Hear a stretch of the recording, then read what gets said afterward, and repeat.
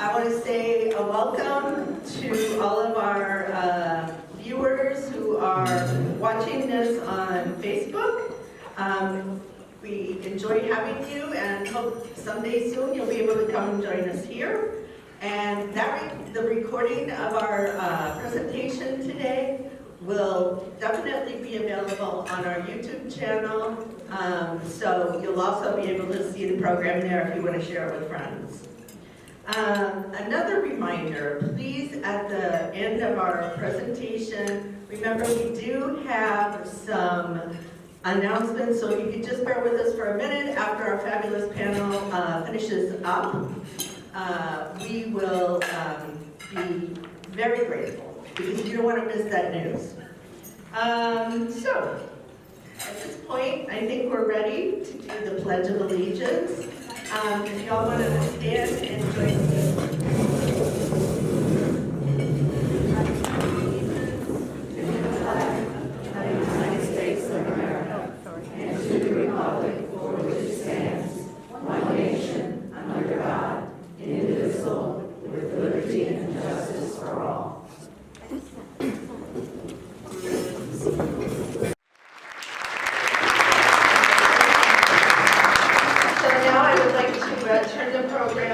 To our moderator for today, Tammie Fields. She has been an evening anchor with Spectrum News 13 since 2017. She writes a weekly A+ teacher segment, exemplifying how she gives voice to those we might not normally hear from. She has been honored by the Associated Press with an Individual Achievement Award and by the Society of Professional Journalists for investigative reporting. Her list of interviews includes Grand Dragon of the KKK and First Lady Laura Bush. Fearless, she has even flown with the Blue Angels, which I really like to hear about. So, Tammie.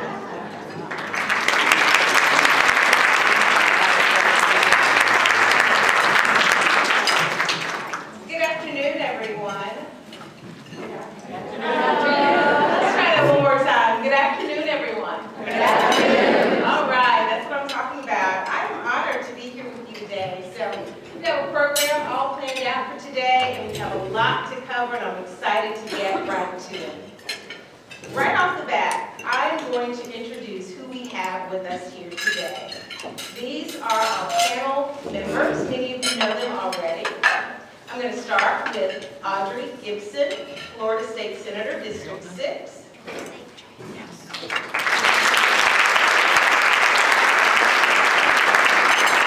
Of Jacksonville, she was elected to the Florida House of Representatives from 2002 to 2010, elected to the Senate in 2011 for a special election, and is currently representing the 6th District of Jacksonville. She served as Senate Minority Leader during 2018 to 2020.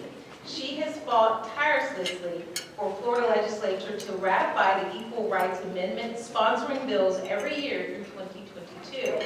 She was instrumental in Virginia's ratification of the ERA.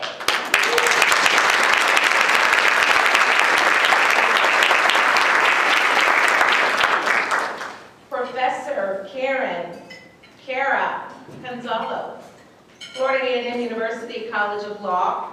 She's an assistant professor there, where among other courses she teaches constitutional law. Professor Consalo has been a licensed attorney in Central Florida since 2000 and is certified by the Florida Bar as an expert in city, county, and local government law. She holds a JD, a Juris Doctorate from the University of Florida, and an LLM from Boston University.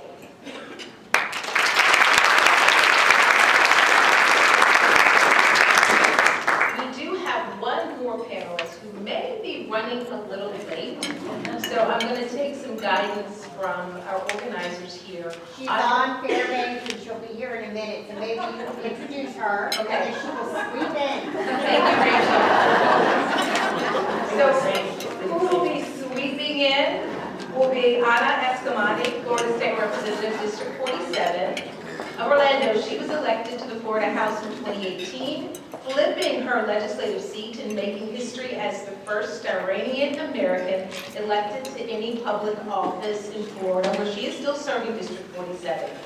Before running for office, she served as a senior director at her local Planned Parenthood affiliate. She is best known across the state and nation as a leader who was unbothered, unbossed, and committed to the people of Florida.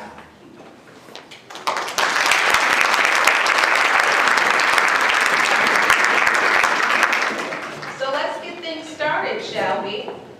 I'd like to have each of our speakers who are here today speak for just 2 minutes, addressing some of the key points about ERA that you think are important for us to know from your perspective and from your experience. And we'll start with Kara. All right, and I'm active. You can hear me? Yeah. Terrific. Well, first of all, thank you so much for having me here today. This is really, truly an honor, and I'm so grateful to be here with a distinguished panel and moderator, so thank you for that. With regard to this very important topic, you may be wondering, what is the issue? If you are a scholar of constitutional law like me, you know that Article 5 of the Constitution lays out a very basic framework for how an amendment is adopted. It's pretty simple. It's one paragraph. The parts of it relevant to the ERA is that Congress has to adopt the amendment by a 2/3 vote. That was done back in 1972. Then that amendment has to be ratified by 3/4 of the states. That's 38 states. If you're not good at math like me, I had that number memorized. That's been done. That was done 2 years ago. Virginia was the last ratifying state. So the constitutional requirements have been met. That's it. We should be done. But unfortunately, we're not. And later in my presentation, I'm actually going to talk about one of the problems here is that the National Archivist will not certify and publish. Ooh, I'm already in 1 minute. Let me speed this up. Will not certify and publish it. Why does that matter?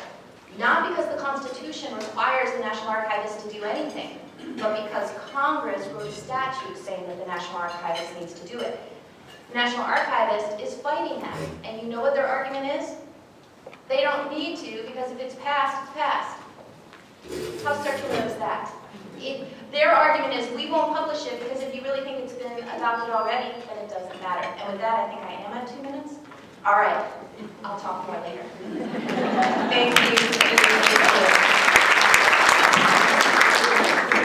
Thank you. Thank you very much. My script kind of doesn't have that part, and I'm kind of restricted, but anyway, I can be very unscripted, and you will find out as we go through the rest of this afternoon. First and foremost, there's an artificial, we keep hearing that there was a deadline date. There's no deadline to citizenship for women, and there's no deadline for those states to have ratified in their states the Equal Rights Amendment. And so my point to you is that it's just poppycock, and we need to talk about that and make sure we raise up the issue that there is no deadline. There is no deadline. That should be the first point of this organization and all women across this country, that there is no deadline to citizenship or citizens, and there is no deadline for the states to have ratified the Constitution, which lives forever. So there is no deadline, and that's my point. Thank you, Senator Gibson. This next question, of course, to Kara. Anna's here to do it.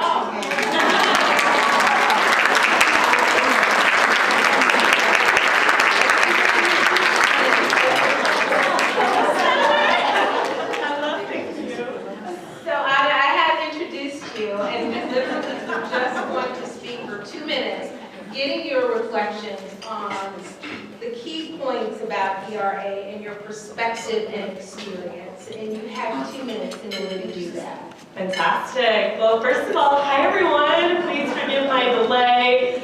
I was just coming from Harbor House's annual Purple Door Luncheon, so trying to do our best to support all the amazing organizations that especially focus on women and girls. And so for my 2 minutes, I first just want to emphasize how critically important the ERA has been to me as a young woman growing up among the League of Women Voters, among so many historic activists here in Orlando who've been fighting for this essential amendment that would essentially codify our protections as women and would secure gender justice for all. And it becomes more important now than ever when you have a Supreme Court of the United States that has a very conservative interpretation of the Constitution, of past case law, where the ability to assert that banning abortion, that sex discrimination, being able to assert the legal foundation to give our judges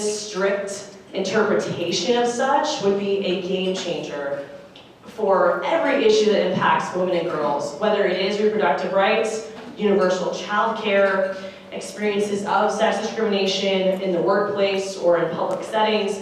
And it would be very similar to having what we see in the Civil Rights Act as Title VII protections, and when it comes to educational environments, Title IX.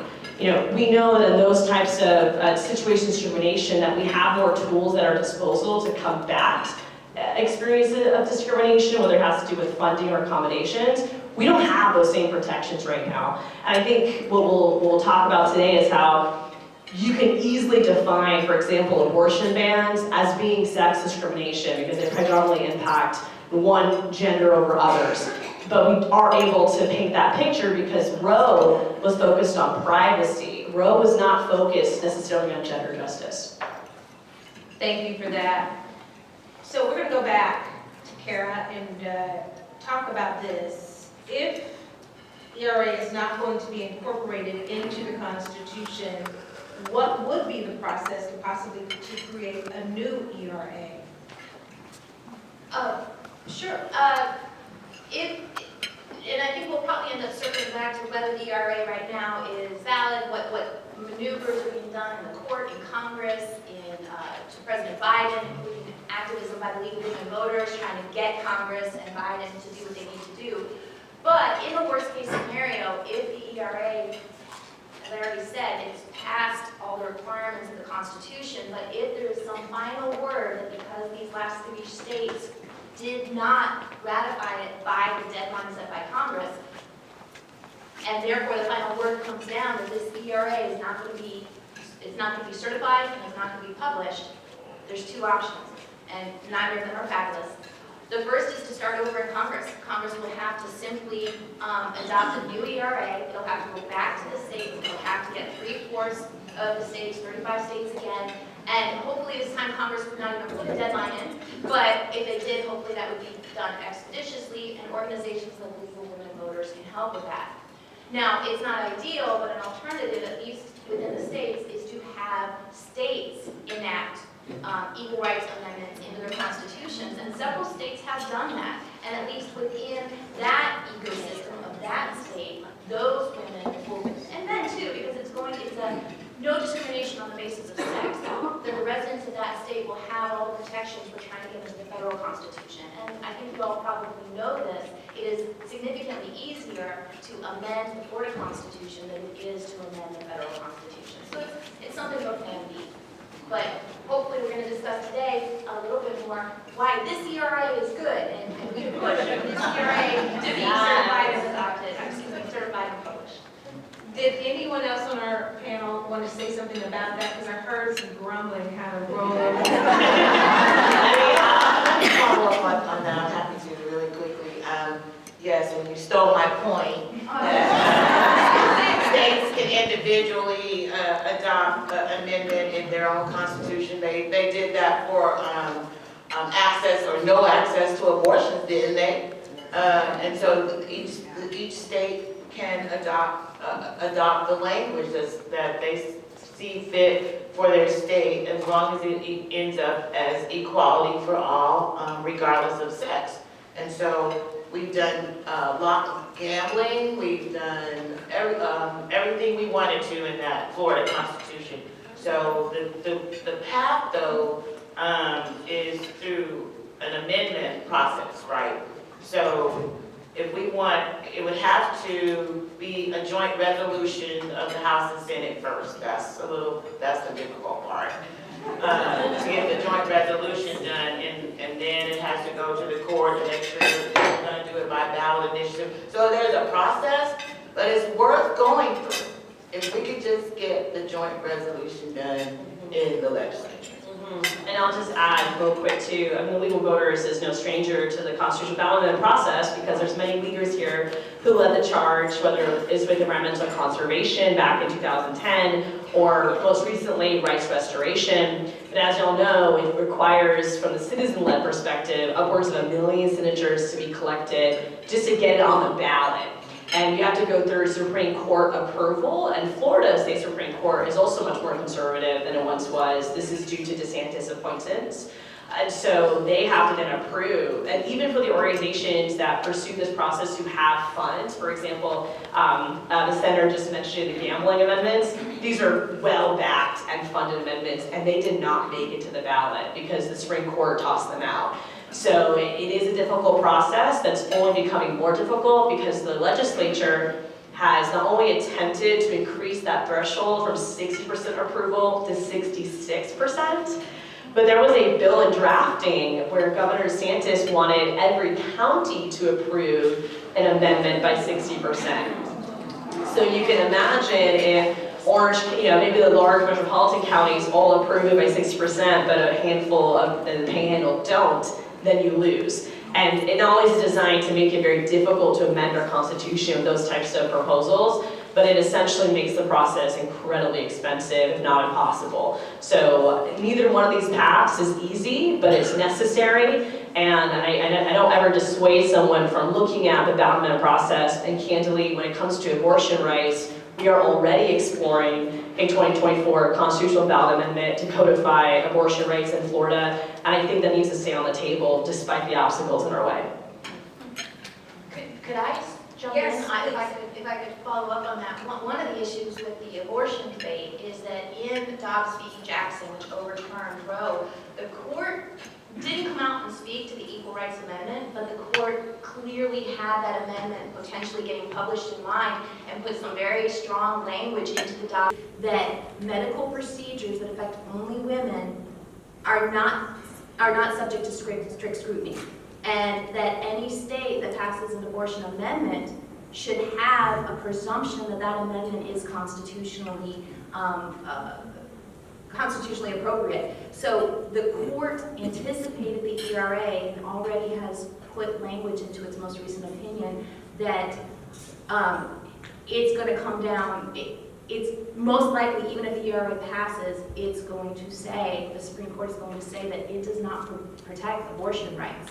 So going to the fact that the Florida Senate, or is it, you said it's a citizen initiative? It would likely be a citizen initiative only because, as the senator pointed out, to pass a joint resolution to give voters the amendment to vote on from us, it requires 2/3 of both chambers, and we do not have the numbers of enough lawmakers to do that. And the other opportunity is the Constitutional Review Commission, which takes place every 20 years. They just met in 2018. So really the best path forward right now is citizen-led. Yeah, so if ERA, for me, ERA is on one hand. ERA is equal protection of both genders in all realms of being an American citizen. The abortion debate and the Supreme Court, the way the Supreme Court has structured the Dobbs case, the abortion debate is actually separate now, at least the way they've set up their precedent. So if the right to abortion is the critical issue, there's a very strong incentive right now to have an amendment, at least in the state of Florida, that specifically protects abortion, and the ERA is important in and of itself, but may not protect the abortion right. And as a quick reminder, Florida already has a right to privacy in our state constitution. Florida voters approved this back in 1980 when the legislature put on the ballot for everyone here to decide on. And then in 1989, the Florida State Supreme Court decided that right to privacy included abortion. We're watching the Supreme Court today and do not think that'll be the same outcome with the 15-week abortion ban being litigated right now. Senator Gibson, break it down. Why is the ERA needed? First, let me back up to the history in Florida. I think that's an important element. Over the years, I started in the House in 2002, and so since I have my staff, I have great staff, make sure she pulled up every time I sponsored or co-sponsored the Equal Rights Amendment in the legislature. And so beginning in 2004, Senator Joyner, she was already there when I got there, Senator Joyner has sponsored 2004, 5, 6, 14, 15, 16. Representative Cusack did 2007 sponsorship. J.C. Plannis, a former representative, did 2008, 2009. Representative Jenny did 2010. Then Gibson did 2017, 18, 19, 20, 21, 22. That's how long. From 2004 to 2022 that we've been filing this legislation in the Florida legislature. That never gets a hearing, never gets to the floor, and I think that history perspective is important. And since Senator-elect Thompson will be going back to the Senate, we discussed last night at dinner that she would be the inheritor of the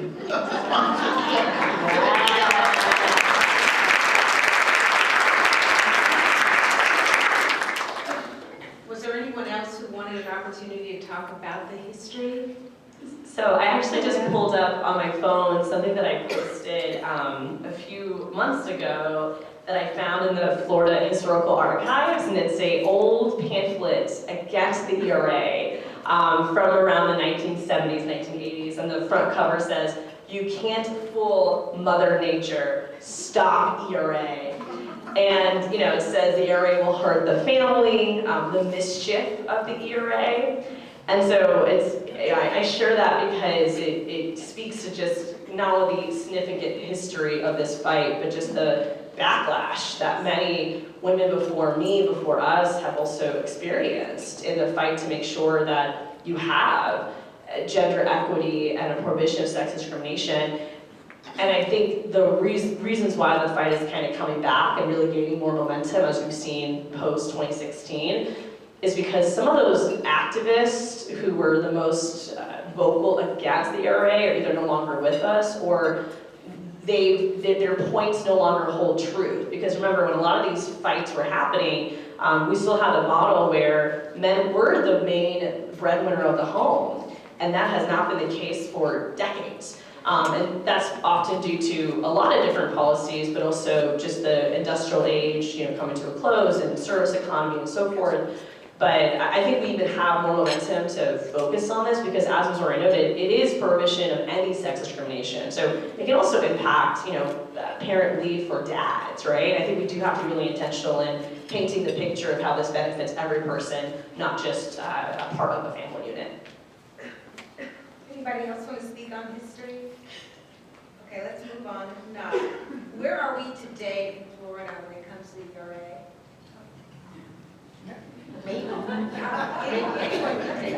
It's less than a 30-cent answer. Nowhere. It is not. Yeah, I mean, the one thing I'll add to that is it was once bipartisan. In my 4 years in the legislature, so I was first elected in 2018, and when I got to the Florida House, we actually had some Republican women who were very supportive, in particular Holly Rashine from the Keys and Heather Fitzenhagen, who represented the Fort Myers area. They have since turned out. Actually, Representative Heather Fitzenhagen tried running for Senate and lost her primary. And it was one of those, bright bipartisan moments where we actually had a press conference on the ERA, and it was led by Republican and Democratic women. Right now, that's just not the case. We just don't see those colleagues anymore. I'd like to hope it'll change because, candidly, we talked about the potential of ballot amendments. We talked about what's required to do that in the legislature. You need Republican support in the current makeup to do that. But unfortunately, that has just not been the case in the last 2 years. So why do we need the ERA? Let's start with Senator Gibson. Okay. And make that Thank you, answer longer Tammie. than that one word. This is a tiny bit longer, and so I wrote with specificity, if we are to be the total masters of our own decisions, that's why we need the ERA. And I didn't want to say mistresses, I want to say masters of our own decisions. And so,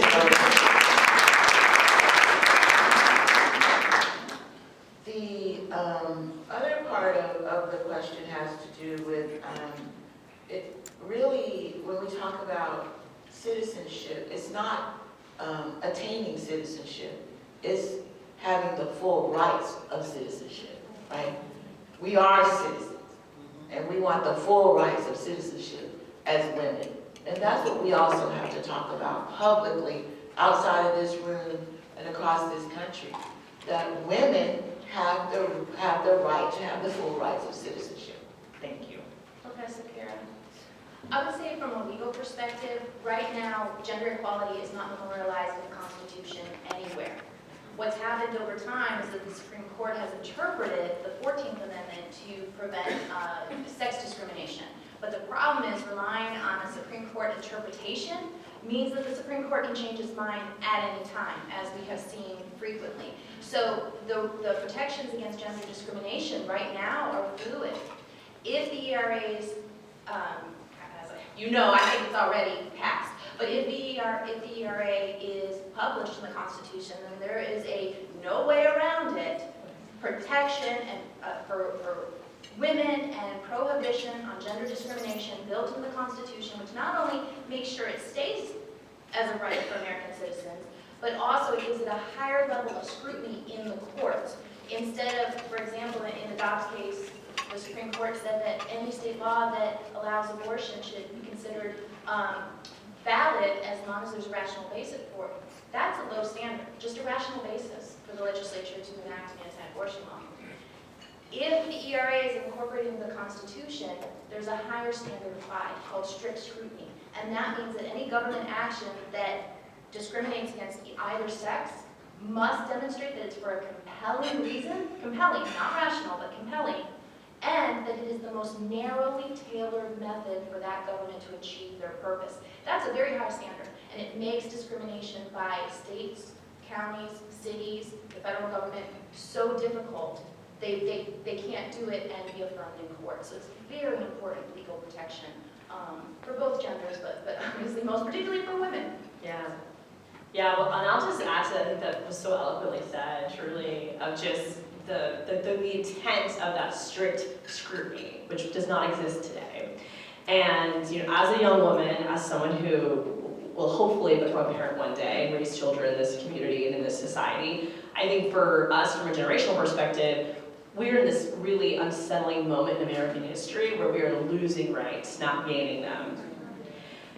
And so we owe it to not just those before us, but those in the future to fight for this, and to also help boost generational interest and support. And I do want to give a shout out because in the past 4 years, there's been a lot of high school groups kind of blossoming with ERA focus. I had the chance to work with, even at Boone High School, Winter Park High School. And so it really is gaining more traction among younger people that are concerned about what their future will look like. But I just want to emphasize too that it also can really impact LGBTQ plus rights too. I mean, when we talk about sex discrimination, it can also expand to protections for people of different gender identities, of folks with different relationships, same sex included. And so this really is, I think, a reflection of who we want to be as Americans. This country was born out of a vision for equality for all, and this would get us there. This would create an incredible standard for every local government, for every state legislature, and of course for Congress and all the branches around it, to make sure that we're upholding that promise of equal pay for equal work, of child care access, and of course contraception and ideally reproductive health as a whole. Obviously, when it comes to the Dobbs case, many things are up in the air. I mean, there's a debate right now that can Congress even codify Roe, if that's going to even help because of what was in that Dobbs case. But I do think it's important that we pursue every single avenue to achieve gender justice, because it touches each one of our lives, and it will touch those that come after us as well.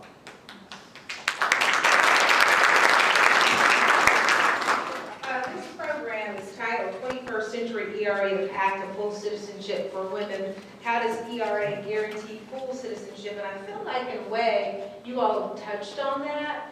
If you feel like there's more that you want to add to it, I do want to give you that opportunity. I mean, the one thing I'll just add is the intersections of gender and race as well, which, you know, we've been talking about more, just the disparities around pay gaps, around wealth, the ability to build wealth and housing affordability and access. And so we do see disparities, especially among women of color. So again, you know, having the ERA would also allow us to better address those disparities in addition to gender, but also thinking about race, class, other types of minority groups that intersect with gender. So, you know, it also gives us the opportunity to build partnerships in coalition with other directly impacted organizations and people, because again, it's not just about one group, it really is about society as a whole. We have talked much at this hour about securing reproductive rights and sex equity. Is there anything we've left on the table that we need to discuss though? I don't think so. Okay, all right. I want to make sure. What can be done to see this get over the finish line for ratification and implementation of the ERA? What will it take? Well,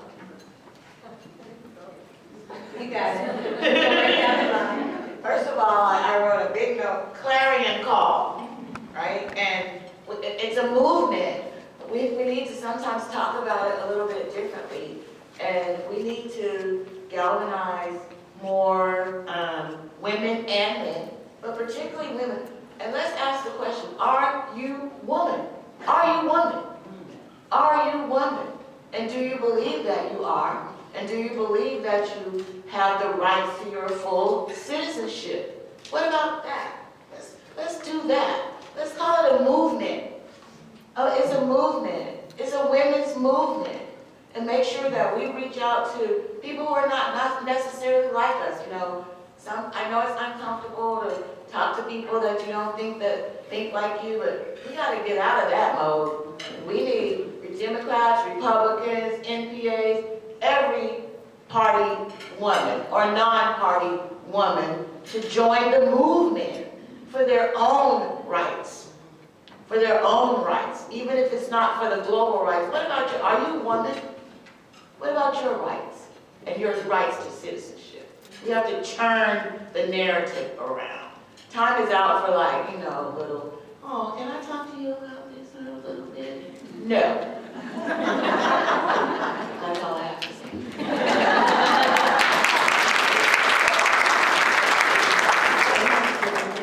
Professor Kara. Mine's less interesting. I'm just going to give you the dry facts of where we're at. So each branch of government at the federal level really could tackle this issue. At the executive level, as I mentioned, kind of the threshold we're trying to get over is for the National Archivist to actually certify and publish this as the 28th Amendment into the Constitution. He won't do that because it was a he, won't do that because the Department of Justice under the Trump administration said that the date the Congress had set had passed, and therefore any subsequent ratifications by states were invalid, and therefore basically the ERA amendment was dead. The DOJ under the Biden administration backed off of that a little bit, but it was so wishy-washy. They just said, we don't want anything we said to stop Congress or the courts from acting. We're just telling our own guy, here, our own lady now, the National Archivist, not to take this into her lap. So the current National Archivist, the interim, is also not willing to certify or publish. Technically, in the long chain of command, she works for President Biden, and perhaps he could tell her what to do. I know the League of Women Voters has already sent a letter to the Biden administration encouraging him to do so. At this point, Biden has said he does not want the executive branch to be the one to make the decision. He says that, you know, it's a constitutional amendment and one person should make that call. So that's the executive branch. That's where they're at right now. In the court system, just about 2 weeks ago now, I'll be quick, I got 30 seconds. Just about 2 weeks ago, the DC Circuit heard oral argument. It was a lawsuit between 3 states, now 2 states, versus the National Archivist. That ruling should come out soon. In legal circles, the DC Circuit is considered just one level below the Supreme Court. So it's pretty significant what they come up with. I listened to the oral arguments. The court did not sound receptive to the states. And the National Archivist argument, as I already told you, was it doesn't matter. If it passed, it passed. We don't need to do anything. May I ask for a little more time just to chat? My time, girl. Oh, thank you. So, girl power. So where that pretty much leaves us, we're waiting to hear from the courts. The courts are most likely either going to do one thing, they're going to say the states do not have standing, and that does away with the whole case. Or they're going to claim this is a political question. I will not give you a lecture on what a political question is. I don't want to make the timekeeper get angry at me. But I'll just say this, it's when the court does not want to get involved in a dispute involving other branches of government, so they just step out of it and say, no, sorry, we're not going to hear it. So there's a very real chance the court is either going to give a bad opinion that the ERA died, or they're not going to give it at all. So that leaves us with Congress. Now, the House of Representatives has already passed a resolution acknowledging that the ERA has in fact met all constitutional standards and is part of the Constitution. There is a Senate bill pending, I believe it's Senate Bill 1, that doesn't sound right. Okay, we'll say Senate Bill 1, we'll say that, we'll say the word. We'll look it up. Okay, we'll look it up, we'll Google it, somebody Google it. And the League of Women Voters has gotten involved in that as well and sent a letter saying, you know, please Senate, take action on this, adopt this resolution. Now, the one thing is even after the House and hopefully the Senate pass this resolution. Yes, Senate Joint Resolution 1. That seems too easy. We'll see what that does, because opponents to the ERA may still say, well, Congress didn't have the power to change the deadline by resolution, so we'll see where that goes. But our best hope right now, honestly, is, in my opinion, Congress. Yeah. And thank you for the extra time. Yeah. Thank you.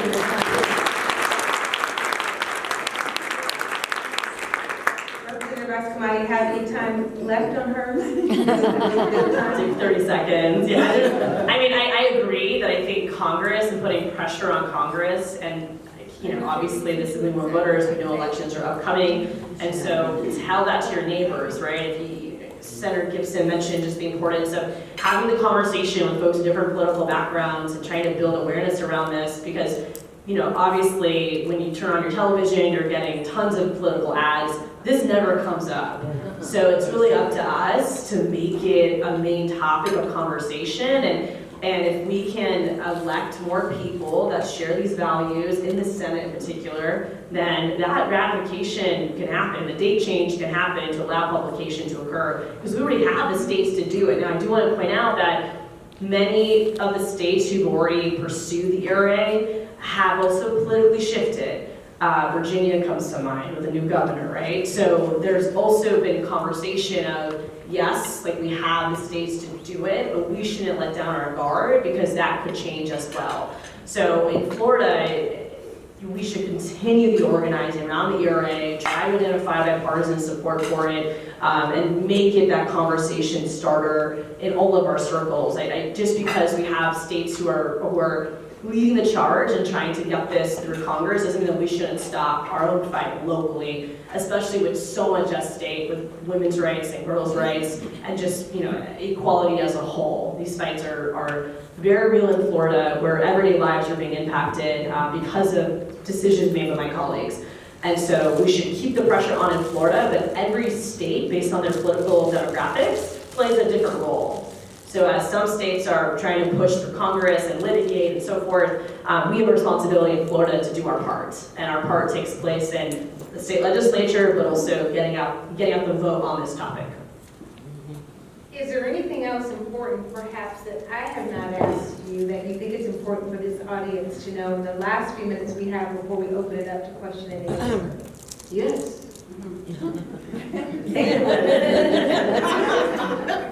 The last question is, how do we get over the finish line? Actually, what specifically do we recommend for the league to do? I wanted to make sure I got to that because my biggest point is start a reset. I talked about a movement and the clarion call. And so, believe it or not, some people in this country don't believe people are equal. Whether they're a woman, African American, Iranian, or other ethnicity. They weren't raised the way everybody was who believes in equality. So that's the first thing we have to realize. So equality is a very big word that doesn't mean anything to some people. And we have to understand that. And they don't believe in it. They don't. It's very unfortunate. I like to use the story, and I want to take a little extra time, of my mother who graduated from high school at an early age and went off to Atlanta to Grady Memorial. Now, then you couldn't go to, a black person couldn't go to nursing school in Florida, so she went to Atlanta. But then, it was a top-of-mind program, but then the African-American nurse students could only work on African-Americans or take care of African-Americans. White nurses took care of white patients. So, I don't know, 1965. She wasn't there that long, because she went to Boston University as well as Nova, so that part is done. But can you imagine? It's still, there hasn't changed a lot in this country the way people think about equality, period. So when we reset, let's call ERA the Equity, Resources, and Access Amendment. We have to change our narrative a little bit. It's the same letters with a different message because it doesn't say equal, it says equity. Most people believe in fairness, at least. They want things to be fair. That's what equity is. Equity is not equality. Some people confuse that. Let's talk about that. And then say, well, yeah, you know, it's like part of the ERA, but it's equity, resources, and access. That means every woman, every person gets treated equitably, fairly. They have access to the resources that they need. They have the resources first, and the access to those resources for every woman, right? And every person. Let's reset how we talk about it. Right back to these boneheaded people that wrote these 2 articles. I'm going to share this with the league. So these articles are just ridiculous. And we have to push back. We can't let up. And that's not just in Florida. It's around the country. So let's have a national convention of the League of Women Voters. And let's have it in Florida. And let's have it in Tallahassee. Or some of those districts where folks who won't support us. Let's get busy. That's what we cannot let up. Thank you. All right, so Professor Kara, you have to follow that. Let's get busy. We ended on let's get busy, so what can this league do? I'm actually going to follow up on the poppycock. I'm going to take us back to the beginning and talk about the poppycock and this whole debate. As I said at the beginning, and we'll get to Senator Gibson's poppycock idea, the amendment has met all constitutional requirements. There's nothing missing. The whole debate is that Congress put a deadline in. The Constitution doesn't talk about deadlines. It doesn't say Congress can do that. But Congress put a deadline in, and the last 3 states came in after the deadline. It's kind of a lot of poppycock.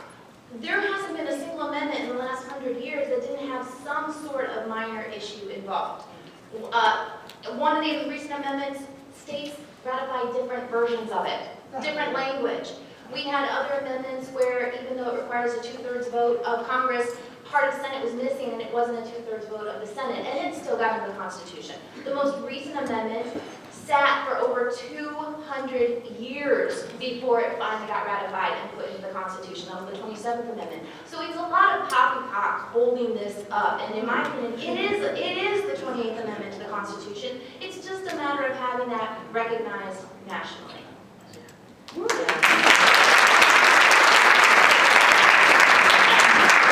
The fact of the barriers that you just outlined that we're facing that are unique to ERA, I think further demonstrates why we need the ERA. Because women go through double standards all the time. Literally, this is experiencing a double standard where it's a more difficult process to get through, even though these other amendments do not have to go through the same type of weight.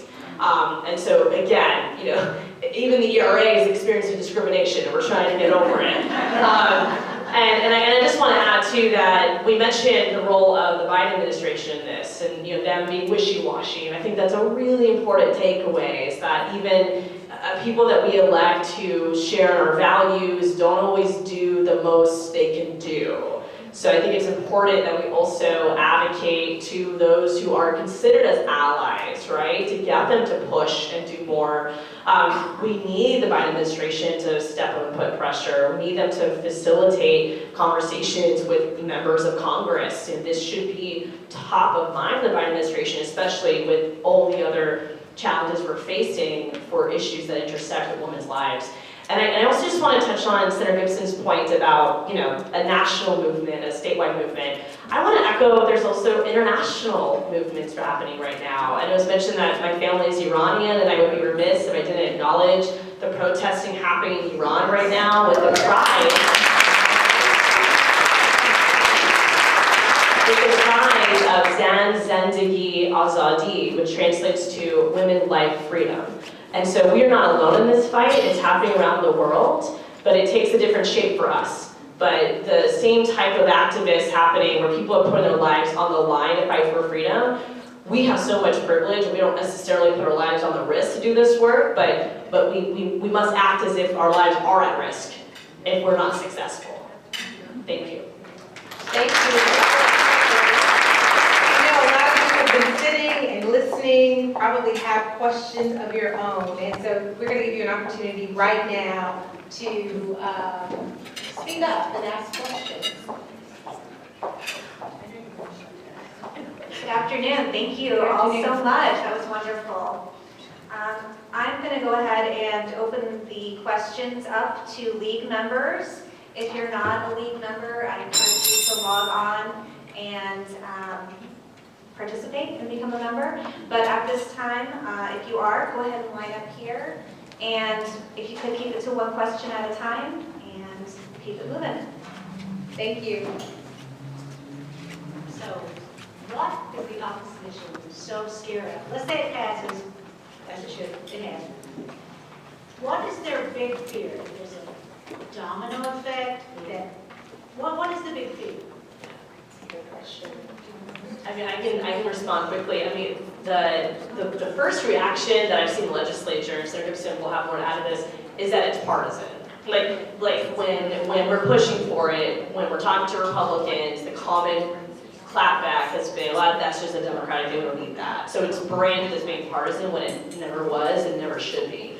So it's purely just partisan politics that gets in the way. But then, yes, I think they're feeding into the propaganda from the 70s and 80s that, and it's very similar to just every equality movement. I mean, you think about trans rights right now, the backlash experiencing for our trans community members. It's a very similar misnomer that if you give people more rights, you lose rights. And the reality is that having rights is not a scarce resource. Dignity is not a scarce resource. And yet we are programmed to operate as if that is the case. So we have to kind of break through that, just the dismissive nature of expanding rights and help people understand that we all rise together. You don't lose any power if another person can have equal opportunity. It's actually good for society as a whole. I would agree with all of that. And just second, I do think that part of the partisan nature of it is equated in many people's minds with the abortion debate. And I think some people they feel like, why do you need the year right? Why is it necessary? And we've already talked about why it's necessary, but people who ask that see it as only basically a substitute for state having an abortion amendment to the Constitution. I think that's where some of the pushback's coming from. The other thing I've heard from some people, women, that women aren't equal to men. I'm just saying. They do things differently, or we do things differently. It's very interesting.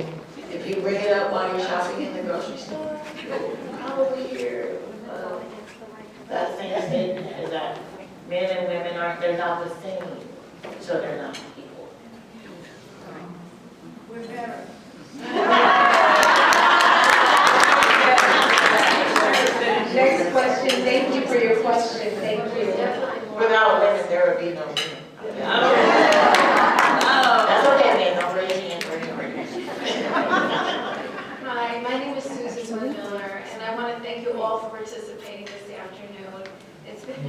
important discussion for all of us.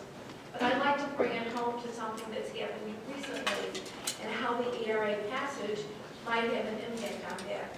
And Audrey, Senator Gibson, this was first published in the Jackson Times, and my friend called me at 6 o'clock this morning with the Palm Beach Post.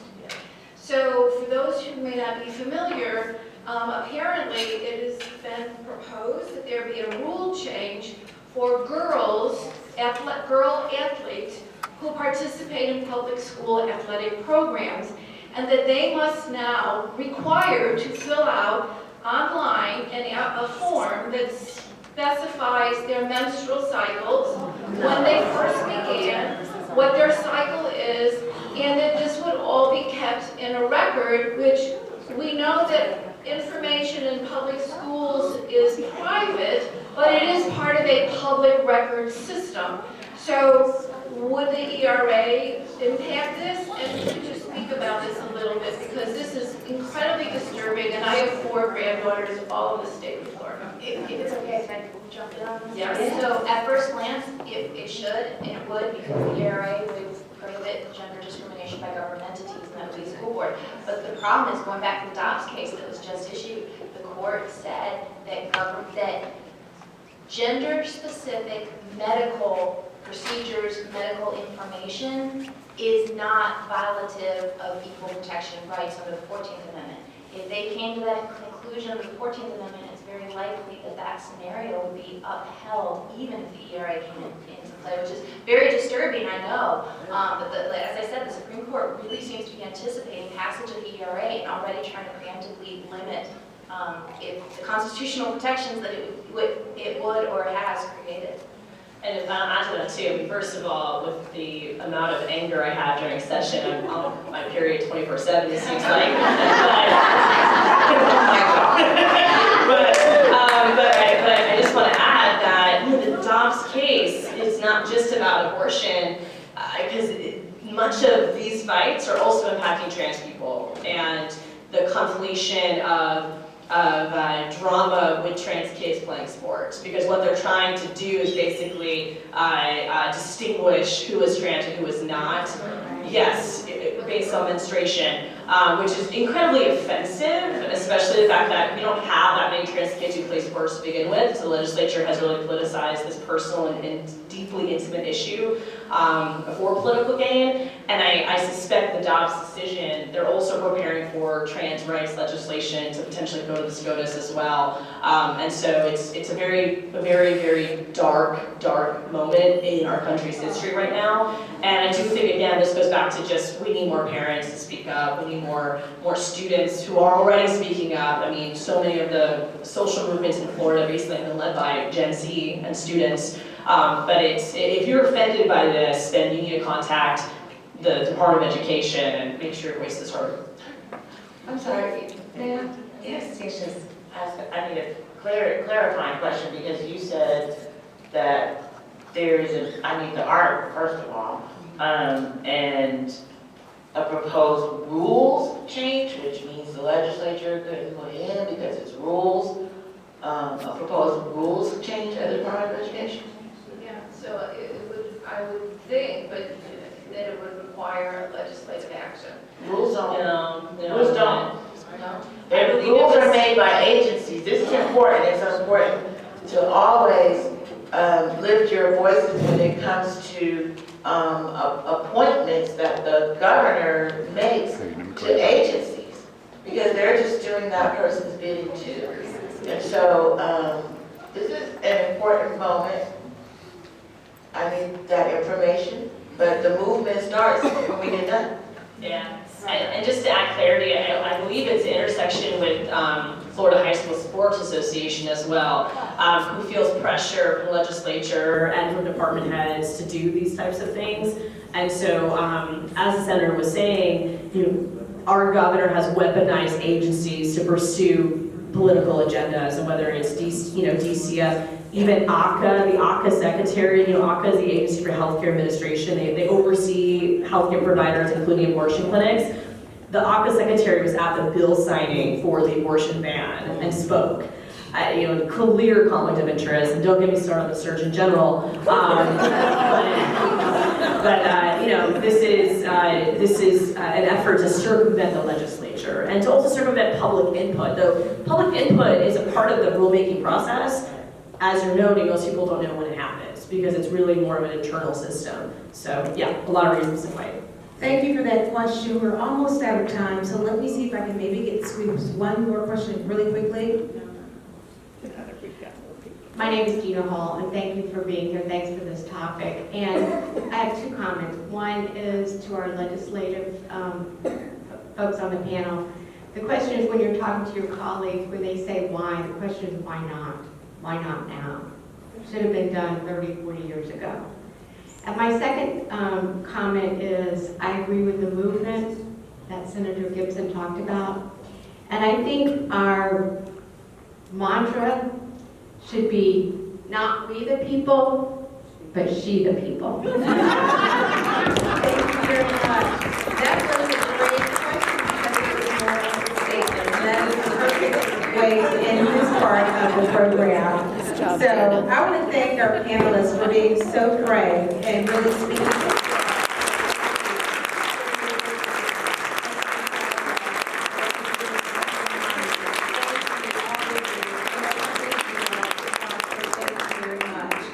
I'm going to go sit down while the Vice President, Jennifer Adams, takes my place. Thanks, everyone. I have to step out. I'll step back in, but I have to step out at a hard 1 o'clock for the Legislative Budget Commission meeting to make sure we get the hurricane money passed. So maybe it won't take more than 15 minutes because I'd love to hear that. Can the grandmother make sure that the 2 articles are shared with Senator Gibson at some point? Yeah, for sure. I'll text it to you. Thanks, if you guys want to sit down.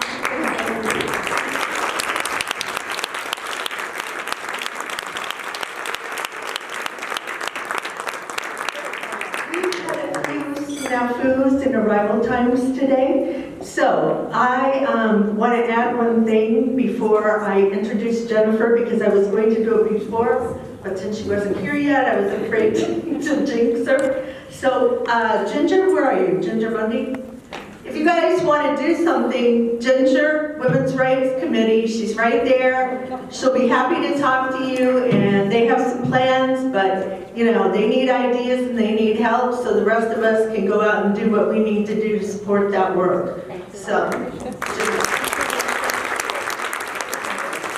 and now, I just wanted to tell you a little bit about Jennifer, our second Vice President, who is going to close today.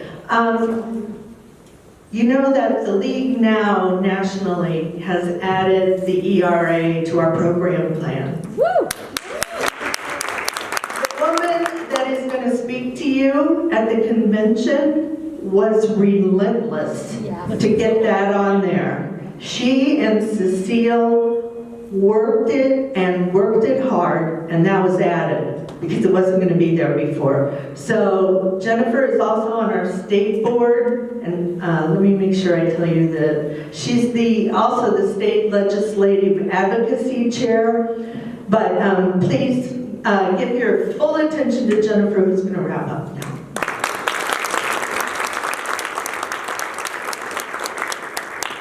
Thank you, Barbara, and thank you to all of the amazing panelists and league members who put on this much-needed hot topics conversation and event today. So I just want to thank you to advocate and to educate us in the community as well. So thank you for that.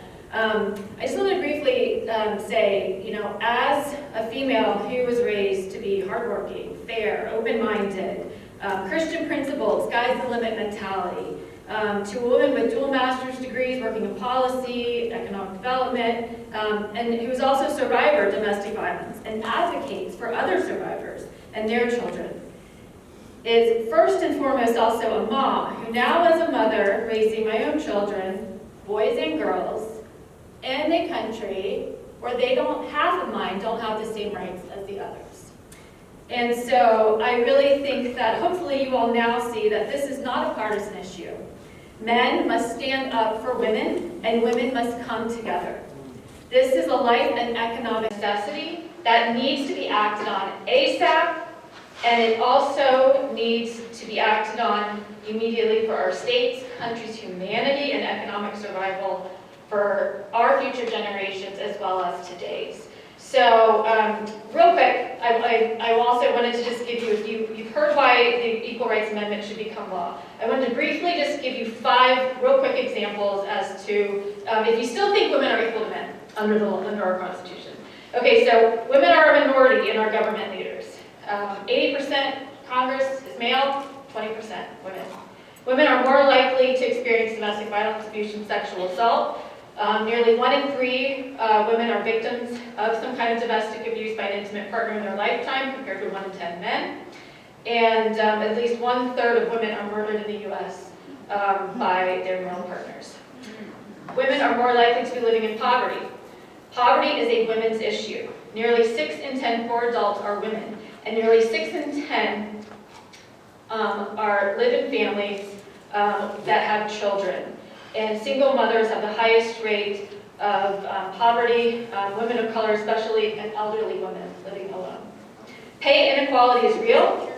Women make approximately 78 cents for every dollar a man makes, and the wage gap is even larger for women of color. As a female, as a mother, as a friend, as a daughter, I would say this should be at the top of everybody's list, especially what you heard today. It's going to keep coming, and I know that everybody can come together, regardless of party, and do it for your daughters and your children and grandchildren. So with that, I'm going to move on to some of our upcoming events on our next Hot Topics. Next month, we're going to be right after the general election. Leaders never rest. We're going to be talking about Make Every Vote Count, how to restore fair and trusted presidential elections. So as you can see up there, we have a lot going on. We also are going to be having a president's chat on October 13th at noon. That's going to be via Zoom. A backyard biodiversity day, October 11th, from 8 to 3 p.m. at Mead Gardens in Winter Park. Committee leadership workshop, October 26th at noon via Zoom. And we're still looking for some poll worker volunteers. And very important, I do it, and it's very meaningful, and I think everybody should have an opportunity, if you're able to, contact Mary Montanus. And vote411.org for election information. It's awesome, it's wonderful. I really think you guys should go and check it out. It has information about all of the candidates. So with that, thank you so much, and hope to see you guys next month.